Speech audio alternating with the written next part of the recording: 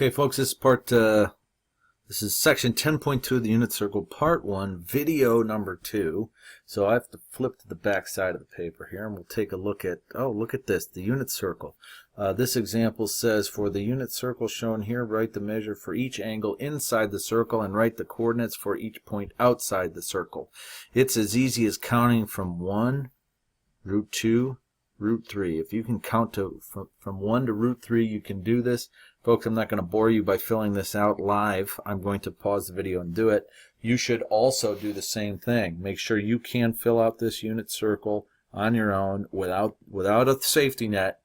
Do it solo and see how close you get. Okay, folks, go ahead and reveal the unit circle here in all of its glory. I hope you were able to do that in under 5 minutes. Eventually, you'll definitely need to be able to recall it that quickly. A couple things I want to talk about here. The first thing I want to discuss is, when is a trig ratio positive? Well, there's a little trick we can use here, and I'm going to go ahead and just sketch out coordinate plane here. So I got 4 quadrants. We start in quadrant 1, upper right, and in quadrant 1, all of the trig ratios are positive. As we rotate around into quadrant 2, the sine ratio is positive, but all other ratios are negative. We'll talk about the other ratios later, like tangent, cotangent, secant, cosecant, those. But for now, I want you to remember that in quadrant 2, sine is the only one that is positive. How can you see that in our unit circle? Well, all the y coordinates are positive in quadrant 2. As we move down to quadrant 3, tangent is the only trig ratio that's positive. Well, how is that, Mr. Vass? You got both x and y are negative. Well, remember that tangent is sine over cosine. So if we take a negative number and divide by another negative, we're going to end up positive. Moving around to quadrant 4, cosine is the only trig ratio that's positive in quadrant 4. And there is a kind of a convenient way to remember this. It's a little device we like to say. So a little trick that some people use to remember is this, is the statement, all students take calculus. No, this doesn't mean you all have to take calculus, although I highly encourage it. What it does is it represents the letters for all trig ratios, sine, tangent, cosine. A for all, S for sine as we go from quadrant 1 to 2, T for tangent, and then C for calculus. Okay, so that's again a review of the unit circle. We've got to know that by heart. It has to be something that you have committed to memory and you can recall it at any moment. Something that I think might be kind of helpful for students. I'm just going to draw a horizontal line here, and I'm going to slide it around and just show you some things like right here. Let's say I run through those 2 points right there on the unit circle, 7 pi over 6 and 11 pi over 6. Well, that horizontal line runs through the y coordinate of negative 1/2. So you'll notice that both of those angles, 7 pi over 6 and 11 pi over 6, have a y value of negative 1/2. So they both have the same sine ratio. I can slide it up here to, let's say pi over 6. Now let's go up here to pi over 3 and 2 pi over 3. They both have the same y coordinate of root 3 over 2. So both of those angles have the same sine ratio. So if I want to kind of transfer my thinking from sine ratio to cosine ratio, I can draw a vertical line and kind of look at the same idea with a couple angles. Let's say I run through these 2 points right here. They both have an x coordinate of negative 1/2, so both 2 pi over 3 and 4 pi over 3 have the same cosine ratio. I can go over here and look at pi over 6 and 11 pi over 12. They both have an x coordinate of root 3 over 2, so they both have the same cosine ratio. Okay, so moving on, let's take a look down at our next example problem where we need to talk about the Pythagorean identity. So, Pythagorean identity, you should be thinking Pythagorean theorem when you hear that, and you should be thinking leg squared plus leg squared equals hypotenuse squared. That's embedded right here. Leg squared plus leg squared equals hypotenuse squared. Remember, cosine is really the x-coordinate, sine is really the y-coordinate, so x squared plus y squared equals radius squared. In our case, the unit circle has a radius of 1, so that's why we have cosine squared plus sine squared equals 1.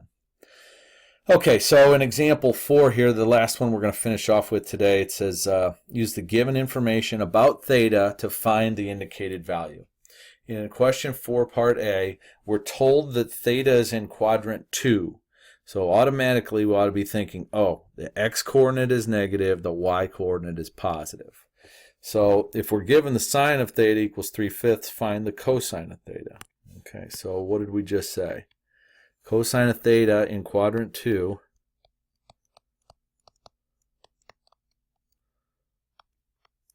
cosine of theta is less than 0. So any value we come up with, it better be negative.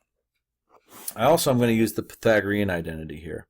I know that cosine squared of theta plus sine squared of theta has to be equal to 1. Well, I don't know what the cosine is. That's what I'm looking for. So that's going to stay as just cosine squared theta in my example. But I do know what the sine of theta is. I was given the sine of theta is 3/5. So I'm going to go ahead and substitute that value in here. I do need to square it, and that whole equation equals 1. So when I square 3/5, I'm going to get 9/25. So I have cosine squared of theta plus 9/25 equals 1.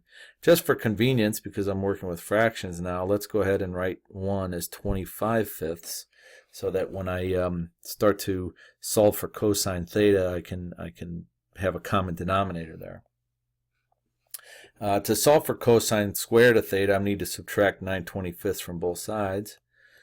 When I do that, I'll have cosine squared theta equals 16/25. That's 25/5 minus 9/25.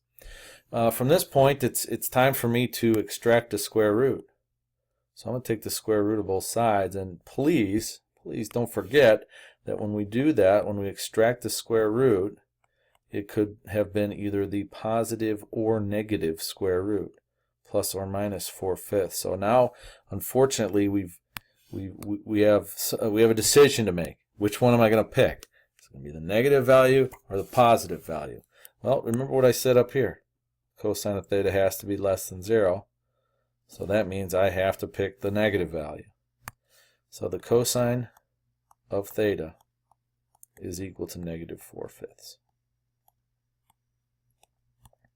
Okay, so part B is a very similar example. I'm going to go ahead and work this example out. Pause the video. I'd like you to work it out on your own as well, and then see if you can catch up with me here in a couple minutes. There you have it, folks. There's most of the work for this problem.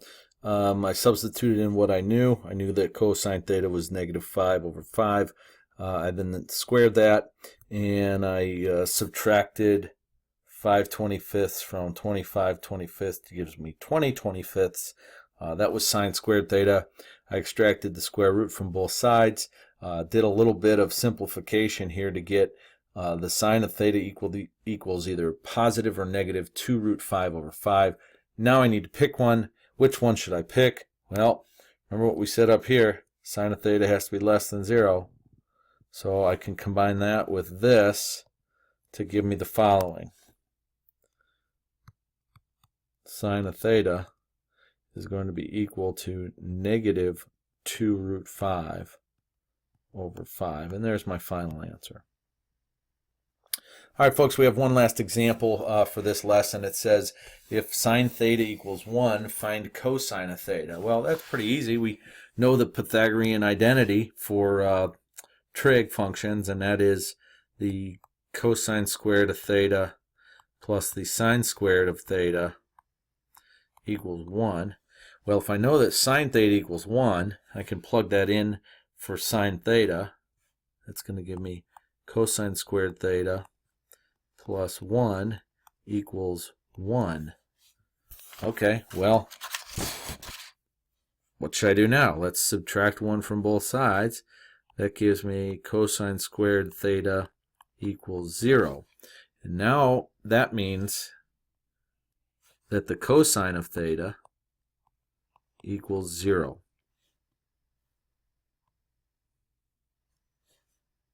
Cosine theta equals 0 because no matter if it's 0 has no sign, positive or negative, so we don't have to worry about whether or not we extract the positive or negative square root there. But could we answer the following question? This is kind of an add-on.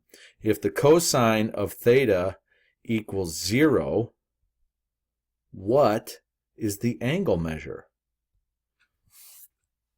What does theta equal? Well, theta is going to equal pi over 2 because pi over 2 on our unit circle has a x-coordinate of 0. So pi over 2 is what theta is. But there's another angle on our unit circle that also has an x-coordinate of 0. It's 3 pi over 2. So I'm confused. Should we also say that theta equals 3 pi over 2? Well, no, we don't have to worry about that because we were told that the sine of theta equals 1, not negative 1. So we don't have to worry about 3 pi over 2. So the final answer there is cosine theta equals 0. And if we were asked what is the value of theta, we could answer, oh, it's pi over 2. Okay, folks, that does it for section 10.2 part 1. Look forward to 10.2 part 2 soon.